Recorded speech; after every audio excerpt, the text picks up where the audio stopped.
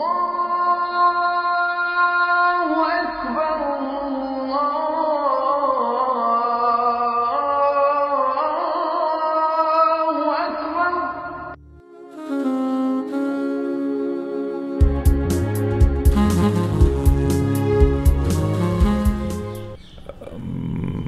बड़ा मायूस हूँ, बिकॉज़ जो इस्लाम मैंने देखा और जो इस्लाम मैंने लोगों को प्रैक्टिस करते हुए अमेरिका में देखा, वो इस्लाम और इंडिया का इस्लाम में बड़ा फ़र्क है। इस्लाम को मैं लिबरल मज़हब मानता हूँ। अगर आज वो मेरे से आधी उम्र की लड़की मुझसे शादी करना चाहती है और मैं तैयार हूँ, उसकी वजह ये मुस्लिम माशरा नहीं है, प्रॉफिट है। प्रॉफिट की ज़िंदगी है। करीब करीब वहाँ से मुझे इंडिया में हमको किस तरह सांचों में ढाला गया है, टाइम दिया गया है कि ये टाइम इसका, ये टाइम इसका, ये टाइम इसका। 50 साल में तो आपकी कहानी इंडिया वाले ख़त्म कर देते हैं। What nonsense, what nonsense. भाई 50 साल में कहानी ख़त्म होती थी जबकि एवरेज एज मरने की 44-45 थी। आज एवरेज एज इंडिया में 65-70 है, अमेरिका में 84-90 है। तो आप 50 में कैसे कहानी ख़त्म कर रहे हैं?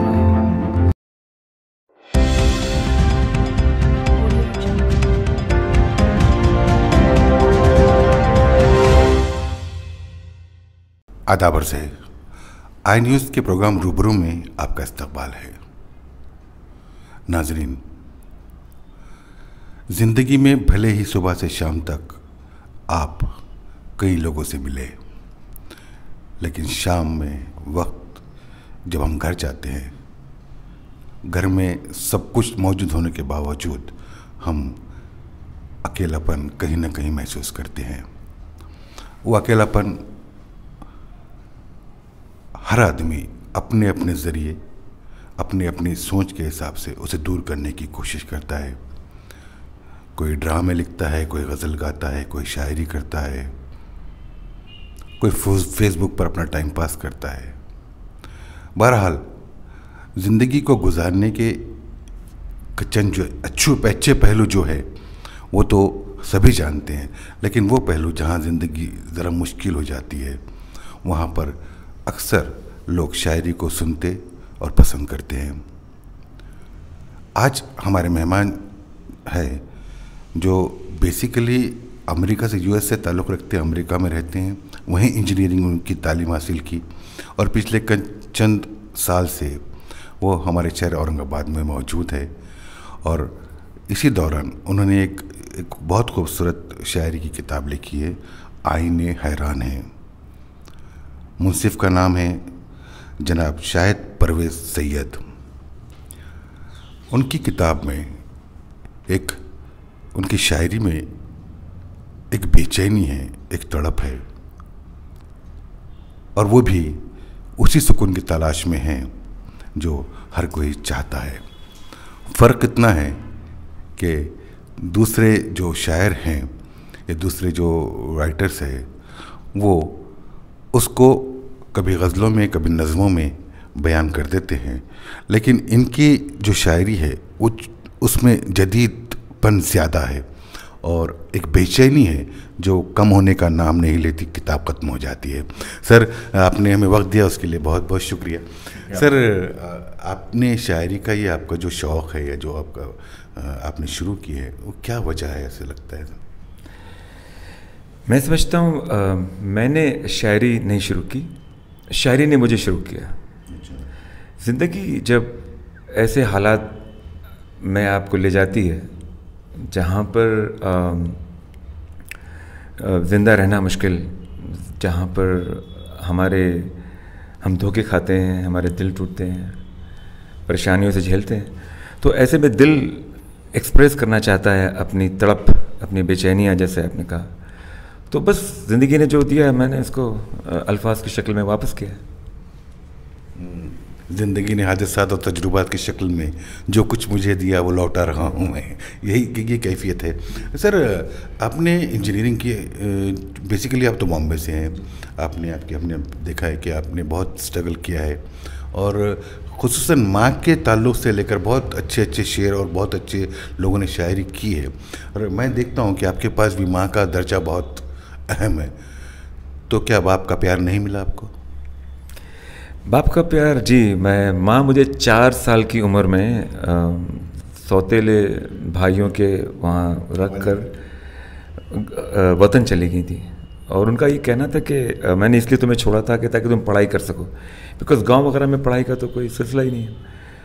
और फिर उसके बाद बाप का इंतकाल हो गया, तो माँ मेरी माँ भी थी और बाप भी थी, तो इसलिए मेरा उनका जो बॉन्ड था बहुत ही ज़्यादा स्ट्रॉन्ग था। जी। तो जब यहाँ से आप अमेरिका गए, जाहिर है कि एकदम डिफरेंट माहौल है, कल्चर दूसरा है, तो किस तरह की परेशानियों का सामना करना पड़ा आपको?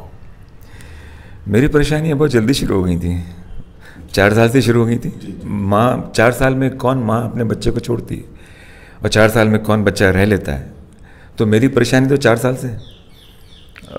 अमेरिका की परेशानियाँ थोड़ी उस परेशानियों से आसान थी, बिकॉज़ वहाँ अपॉर्चुनिटी थी, वहाँ आपको लड़ने का मौका था। इंजीनियरिंग की पढ़ाई मेरे लिए मुश्किल थी, बिकॉज़ मैं उर्दू मीडियम से पढ़ा हुआ था, तो जब मैं और इंजीनियरिंग तक पहुँचना मुश्किल था, एडमिशन के पैसे नहीं थे, मैंने किताब में दर्ज किया है।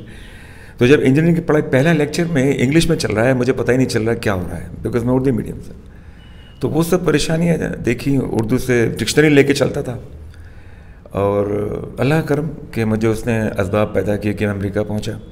वहाँ पहुँच के नया चैलेंज, वहाँ पहुँच के पैसे नहीं, कुछ नहीं, ट्यूशन के पैसे नहीं, और वहाँ इंग्लिश का अपना एक अलग माहौल। लेकिन एक बार आप ठान लें कि आपको कुछ करना है, तो फिर आपको कोई हरा नहीं सकता। आपने जिक्र किया है कि कोई खातून वहाँ पर आपको मिली और उसने बहुत आपका साथ दिया। पता नहीं ये एक इत्तेफाक है या माँ की दुआएं। मैंने औरतों की इज़्ज़त करना माँ से सीखा। आज ही मैं हर औरत की इज़्ज़त इसलिए करता हूँ कि मैं अपनी माँ की करता हूँ। तो वहाँ पर एक मेरी क्लासमेट थी, जो डेनीज उसका नाम था। तो एक दिन कुछ अमेरिकन ने मुझे परेशान किया, और बात यहाँ तक पहुँची कि this is not your country, आप चले जाएं। तो मैं बड़ा परेशान हो गया था। तो वो लड़की मेरा हाथ पकड़ के लाइब्रेरी में ले गई, और उसने कॉन्स्टिट्यूशन, अमेरिका का कॉन्स्टिट्यूशन मेरे हाथ में दिया कि दिस इज़ योर कंट्री। उसका एग्जैक्ट जुमला था कि this is your country Shahid, as much as that's, don't let them make feel otherwise. तुम्हारी कंट्री है ये, जिस तरह उनकी है। तो वो मेरी ख़ास अच्छी दोस्त बन गई। फिर मैं उसके साथ में बैठने लगा, और उसने मेरी काफ़ी निगहबानी की, काफ़ी मेरा साथ दिया। तो पहला शेर कहाँ आपने अमेरिका में लिखा या हिंदुस्तान में लिख चुके थे? पहला शेर मैंने लिखा था जब मैं शायद 13-14 का था। एक लड़की पाकिस्तान से आई थी, मैं उन दिनों परेशान था, वो बेचारी मुझ पर मेहरबान हो गई। तो 5-6 महीने उसका रहना था। तो जब वो गई है अपने वतन पाकिस्तान वापस, तो मैं उसके लिए परेशान हुआ काफ़ी। उसका नाम तनवीर था, तो मैंने अपना नाम शाहिद तनवीर किया और शायरी शुरू कर दी।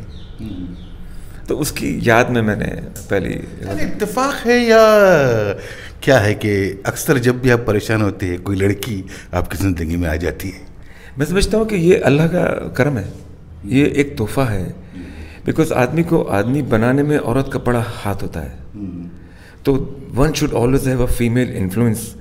वो इन्फ्लुएंस चाहे बहन की शक्ल में हो, चाहे दोस्त की शक्ल में, बीवी, माँ। आपको इंसान बने रहना है तो एक फीमेल इन्फ्लुएंस चाहिए।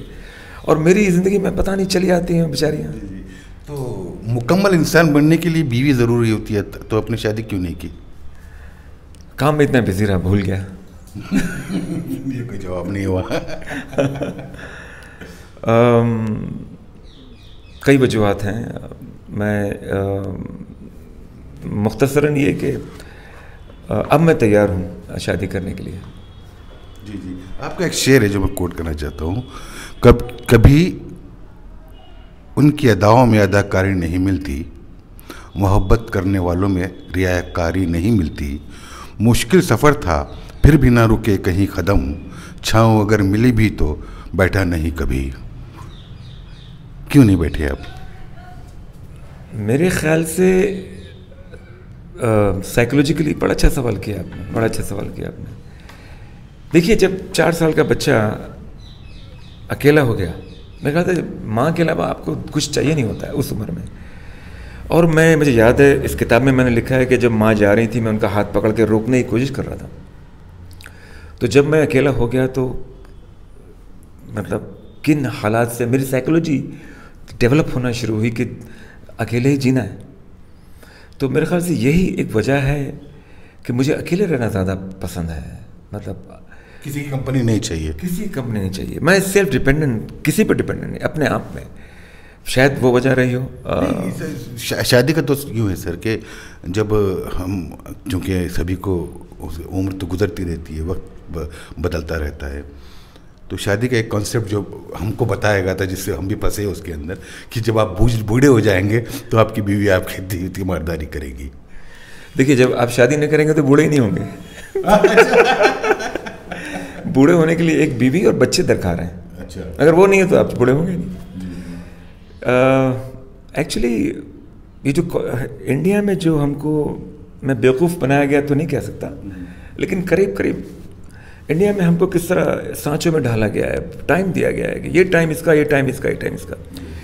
50 साल में तो आपकी कहानी इंडिया वाले ख़त्म कर देते हैं।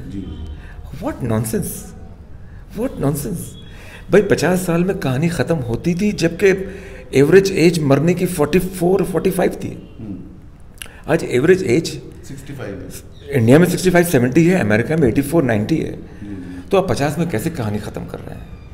देखिए, आजकल जो हम कहते हैं किसी का हार्ट फेल हो गया, आजकल मौतें देखें कैसी आती हैं। हार्ट फेल हुआ मतलब हार्ट को फेल होने से, पुर्जा है, मशीनरी है, फेल होने से बचाते तो नहीं, इंसान जिंदा रहता। तो मौतें की जो रीज़न है बड़े कम हो गए हैं। पहले भूखमरी से, जंग से और बीमारी से, अब मौतों की वजूहत कम हो गई है, साइंस इतना आगे बढ़ गया है, तो एवरेज एज कम हो गई है। तो आज का इंसान पहले का जो 50 था, आज का वो 70 है मेरे ख्याल से। तो इंडिया में लेकिन अभी भी वही चल रहा है।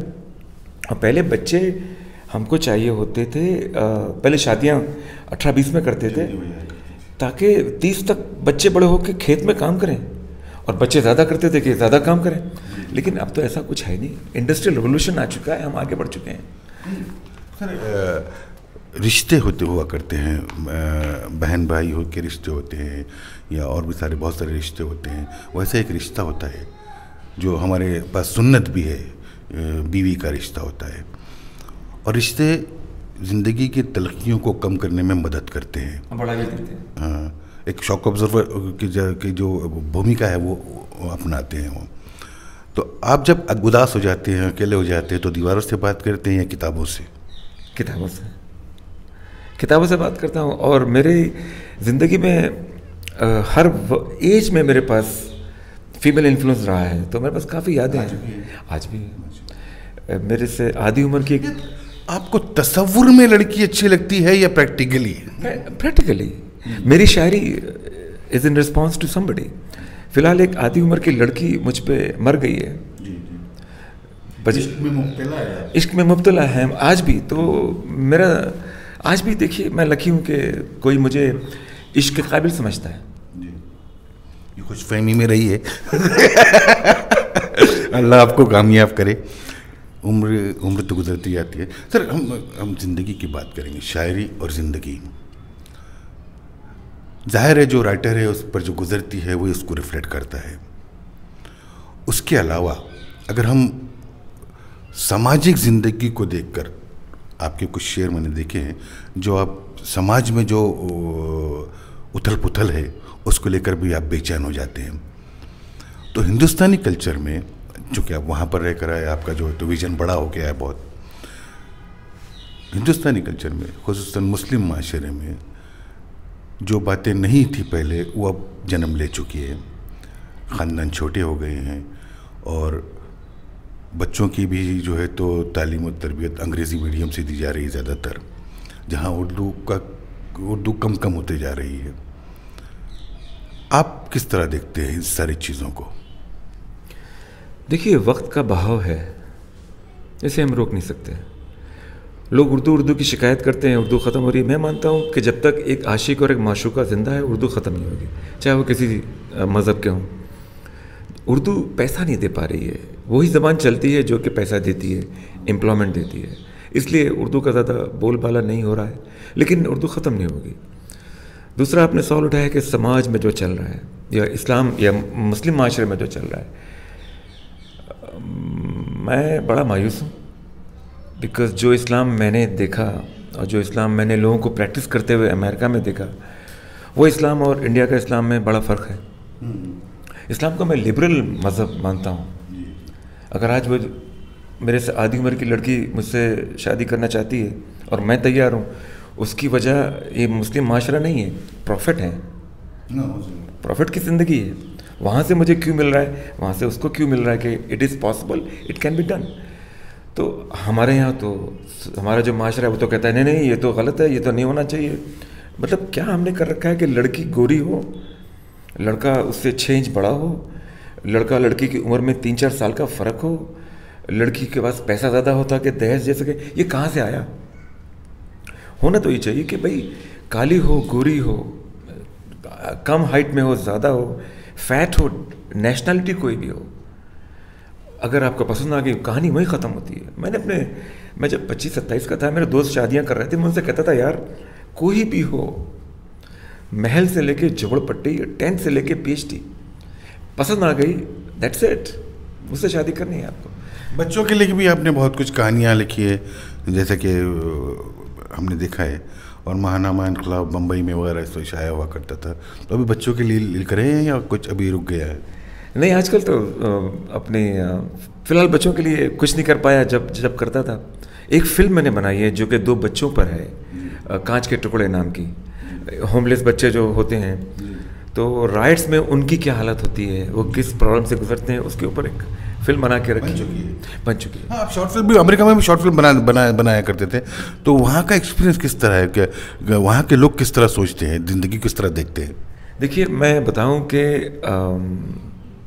अमेरिका में हर आदमी एक चीयर लीडर बन जाता है। मतलब मैं जब मास्टर्स डिग्री कर रहा था तो स्कूल ऑफ सिविल इंजीनियर से मैं सेनेटर बना था, मतलब मेंबर ऑफ पार्लियामेंट, जो एसोसिएशन होती है स्टूडेंट्स की।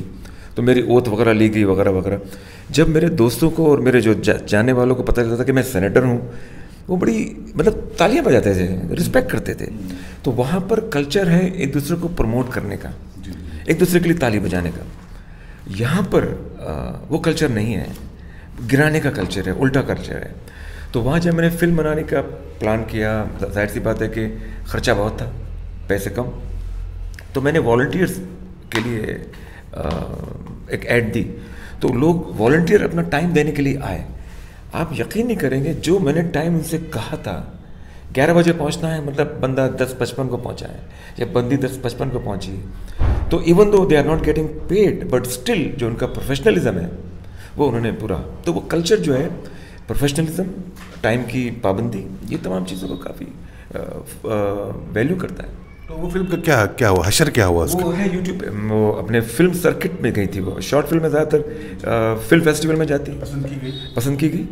एक साहब थे, मैं अभी तक मियाँ बीवी या हस्बैंड या गर्लफ्रेंड बॉयफ्रेंड, एक जगह फिल्म दिखाई जा रही थी और लाइट चली गई थी, तो आधी हो पाई थी। फिर तो वो मैंने उस कपल को दूसरी जगह फिर देखा, मतलब वो वहाँ उन्होंने मिस किया। तो उन्होंने वहाँ, हालांकि मेरी क्या फिल्म है, क्या मतलब कोई बड़ी बात तो नहीं है, लेकिन शौक देखिए उनका कि उन्होंने वहाँ फिल्म पूरी नहीं देखी थी, दूसरी जगह आके देखी। तो वहाँ लोग काफ़ी आपको उत्साह देते हैं, आपको काफ़ी प्रोत्साहन देते हैं कि आप आगे बढ़ें। सर, एक सवाल है, साइकोलॉजिकल सवाल है कि कहते हैं कि अमेरिका में ज़िंदगी आसान है, सारी सुख सुविधाएँ वहाँ पर मौजूद है, उसके बावजूद वहाँ पर सुसाइड रेट बहुत ज़्यादा है। तो उसकी वजह आप मतलब बता सकते हैं क्या, आप क्या सोचते हैं? तन्हाइयाँ वहाँ पर ज़्यादा है, प्लस सेफ्टी नेट नहीं है फैमिली का या दोस्तों का। मतलब वहाँ पर there is nothing called free lunch, कोई किसी को खाना फ्री में नहीं खिलाता है, ऐसा कहावत है। हम कहीं भी चले आए चाय खाना मिल जाएगा, लेकिन वहाँ ऐसा नहीं है। तो इंडिया तो सवाब है, खाना खिलाना हमारे पास सवाब कहलाता है, चाहे किसी भी मज़हब में, हिंदू मज़हब में हो, सिख मज़हब में हो या मुसलमानों में भी हो, हम लोग सवाब समझ के इस तरह काम करते हैं। वहाँ पर तन्हाइयाँ बहुत है। एक इंजीनियर का काफ़ी मशहूर वाक़या है कि वो अपने डेस्क पे काम करते करते हार्ट अटैक आया, मर गया। 4 दिन तक ऑफिस में पता नहीं चला कि वो मर चुका है। लोग अपने अपने काम में बिजी हैं, किसी को उसके क्यूबिकल में जाके। एक मेरा दोस्त था, वो फ़ोन पे बात कर रहा था और हम लोग इस तरफ बातें कर रहे थे। फ़ोन पे बातें करते हुए टीवी देखते देखते ख़त्म हो गया। तो तन्हाइयाँ बहुत ज़्यादा हैं अमेरिका में। अब सवाल ये उठता है कि उस तन्हाइयों को आप क्या करते हैं? उस तन्हाइयों को पॉजिटिव में लेके आते हैं या नेगेटिव में लेके जाते हैं? जो लोग नेगेटिव में लेके जाते हैं वो ड्रग्स वगैरह या शराब पीने वगैरह में चले जाते हैं। जो पॉजिटिविटी में लेके आते हैं, मेरे जैसे लोग जो कि कुछ क्रिएटिव करना चाहते हैं, तो वो अच्छा कर लेते हैं। बाकी जो ना मोहब्बत सच्ची वहाँ पर आपने देखी है, एक लड़का एक लड़की की मोहब्बत जो जिसमें पाकीज़गी और सच्चाई दोनों भी है। मैं एक मिसाल देता हूँ। मैं अमेरिका से आ रहा था तो आखिरी दिन मेरी दोस्त मुझे मैंने गाड़ी वगैरह भेज दी, उन्होंने मुझे पिकअप किया कि एक तीसरे दोस्त से मिलने जा रहे हैं। तो तीसरे दोस्त से मिलने हम लोग जाने वाले थे। हम लोगों ने खाना खाया, फिर वहीं से मैंने फ़ोन किया रेस्टोरेंट से उसका एड्रेस लेने के लिए, बिकॉज वो चेंज कर गया था। तो उस दोस्त ने जो एड्रेस बताया मैंने वहीं पेपर उठा के लिख दिया।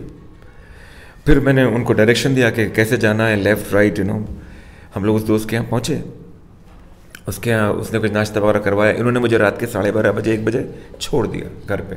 अगले दिन ये एयरपोर्ट आई, मैं वापस आ गया। 7 साल बाद मैं वापस गया अमेरिका, तो वो कागज़ का टुकड़ा जिससे मैंने एड्रेस लिखा था उनकी गाड़ी में ही फेंका था, वो उन्होंने दिखाया। तो ये मोहब्बत थी। जज्बात की इंतहा हो गई साहब। वो तो वेस्ट पेपर था, उसमें सिवाय इसके कि मेरी हैंडराइटिंग थी कुछ नहीं था। ये सब क्या वजह है? इतने खुश नसीब है आपको, जहाँ भी आप जाते हैं वहाँ लड़की मिल जाती है और आपसे कम उम्र भी होती है, हो सकता है उम्र से रसीदा भी आपसे मिली हो, फिर उसको आप रिश्ते में क्यों नहीं कन्वर्ट करते हैं? इसका जवाब मैं खुद जानना चाहता हूँ। पता नहीं क्यों मैं हाथ ये मत पूछिए कि आपने लिखा है कि शादीशुदा, शादी का मतलब शादीशुदा लोग भी बता सकते हैं। नहीं, मेरे ख्याल से वो मेरी पर्सनालिटी में, मैं जो भी चीज़ मैंने हासिल की उसको छोड़ दी, पैसे छोड़ दिए। अमेरिका में मैं 4 सीटों के प्लेन में काम करने जाता था, छोड़ दिया, अमेरिका ही छोड़ दिया। मिजाज में कुछ मेरे ऐसा ही लगता है कि मेरे मिजाज में चीज़ों को पकड़ के रखना नहीं है, शायद छोड़ देना है। छोड़ देना नहीं, वो खुद निकल जाती है, पता नहीं, फिसल जाती है। सर ईमानदारी से बताइए। अभी तक जो नहीं, बताया नहीं। अच्छा, आपको आपसे आपकी माँ से बहुत मोहब्बत थी, तो क्या साइकोलॉजी का कोई बीमारी है या कोई परेशानी है जो एक बार अपनी माँ से मोहब्बत करता है? ऐसा मैंने कहीं पढ़ा था, वो किसी और लड़की से मोहब्बत नहीं कर सकता। सच है? नहीं, ऐसा तो नहीं, लेकिन एक बात, आधी बात सच है आपकी। मैंने शादी नहीं की, उसकी वजह यह भी थी कि मुझे डर था कि माँ के साथ वो कैसे सलूक करेगी, तो एक वो डर था। दूसरा, अभी माँ कहती थी शादी कर ले शादी कर ले, मैं कहता था मैं करता हूँ, मैं उनके बाद ही करना चाहता था। और जहाँ तक मुझे मोहब्बत मिली और मैंने उसको बड़ा एंजॉय किया और उस पूरी किताब लिख दी, तो ऐसा नहीं कि माँ बीच में आई, ऐसा नहीं है। चलिए, फिर आपका नया प्लान क्या है? अब इसके बाद जो किताब तो बहुत खूबसूरत है, अभी इसका इनॉग्रेशन भी होना बाकी है, इसके बाद आप क्या करना चाहते हैं? आप सुकून की तलाश में वहाँ से यहाँ आए, यहाँ पर पहाड़ियों के दामन में अपना एक छोटा सा घर बनाया, तो जो जिस तलाश में आप आए वो मुकम्मल हुई, वो उसका सफ़र ख़त्म हुआ या सफ़र बाकी है? ये जो लड़की आधी उम्र की है मुझसे, इससे मैंने कहा वापस अमेरिका ले जाता हूँ तुम्हें शादी करके, तो कहने लगी ख्वाब ना दिखाएं, आप ख्वाब दिखा रहे हैं। हालांकि मेरे लिए हकीकत है, उसको ले जाना आसान काम है, ले जाऊँगा। तो फ़िलहाल तो मेरा ये इरादा है कि मैं वापस अमेरिका चला जाऊँ, अगर इनके साथ ताल्लुक़ ना बना तब भी और बना तब भी। मेरा इरादा था कि यहीं रहूँगा घर में, छोटे से घर में, और किताबें लिखूँगा और अल्लाह अल्लाह करूँगा, बस हो गया, सब कुछ देख लिया। लेकिन लगता है कि अभी कुछ और बाकी है, ज़िंदगी और कुछ करवाना चाहती है, तो मैं वापस जा रहा हूँ अमेरिका। चलिए, हम दुआ करते हैं हमारे चैनल की जानिब से, हमारे न्यूज़ टीम की जानिब से, कि आपकी जो बेचैनी हो कहीं ना कहीं उसको कोई मंजिल मिल जाए। वैसे तो बेसिमत मंजिलों का सफ़र दरमियान है, रास्तों के सब निशा उड़ा ले गई हवा, अब खाक भी नहीं है समंदर की गोद में, कागज़ की कश्तियाँ थी बहा ले गई हवा। ज़िंदगी इसी का नाम है, अगर मिल जाए तो मिट्टी है, खो जाए तो सोना है। किसी भी फनकार की जुस्तजू अगर ख़त्म हो जाए तो फ़न ख़त्म हो जाता है। और सईद साहब के पास, सैयद साहब का भी यही है कि अभी उनकी जुस्तजू बाकी है। खुदा करे कि जुस्तजू कायम रहे और इसी तरह के और नई नई किताबें और नई सोच लेकर के वो उर्दू दुनिया में अपना काम जारी रखे, ताकि उर्दू के दूसरे लिखने वालों को भी नई दुनिया से मुतारफ़ कर सके। सर, आपने हमें वक्त दिया उसके लिए बहुत बहुत शुक्रिया। बहुत बहुत शुक्रिया आपका। हमारे दर्शकों को आप मैं ये कहना चाहूँगा कि कोई शेर आपका जो का हो। ये जो फ़िलहाल सिलसिला चल रहा है, सबसे पहले मेरी गज़ल कि तवालत शब गम बढ़ाती रहोगी, मुझे तवालत शब गम बढ़ाती रहोगी, मुझे कब तलक आज़माती रहोगी, अभी तो नहीं बाद मरने के मेरे, तुम आंसू हमेशा बहाती रहोगी, गुज़र जाएगी ये जवानी की सरहद, जवानी के तुम गीत गाती रहोगी। मेरा ये कहना है कि ज़िंदगी को इंडिया में आपकी कहानी ख़त्म करना एक पास टाइम है, चाहे लड़का हो चाहे लड़की हो। Do not allow any Indian culture और tradition to finish your story. अपनी कहानी ख़त्म मत होने दो, कहानी को इंटरेस्टिंग रखो, अल्लाह साथ देगा। नए नए ख्वाब, आपने कहा ना जुस्तबी, नई नई जुस्तजू लेकर आओ, इंशाल्लाह अल्लाह मदद करेगा, एंड देन आपके ख्वाब पूरे हों। नई जुस्तजू का जज्बा दिल में रखिए, नए ख्वाब देखते रहिए, मंजिलें आसान होंगी। अगले हफ्ते ऐसे ही किसी मेहमान के साथ हम आपकी मुलाकात करवाएंगे। तब तक के लिए मैं अपनी टीम, हमारे कैमरामैन नदीम पाशा के साथ इजाज़त चाहता हूँ। जय हिंद, खुदा हाफिज़, नमस्कार। द इंटेलिजेंस मीडिया नेटवर्क में बने रहने के लिए आपका धन्यवाद। Please like, share and subscribe our channel the intelligence media network. Thank you.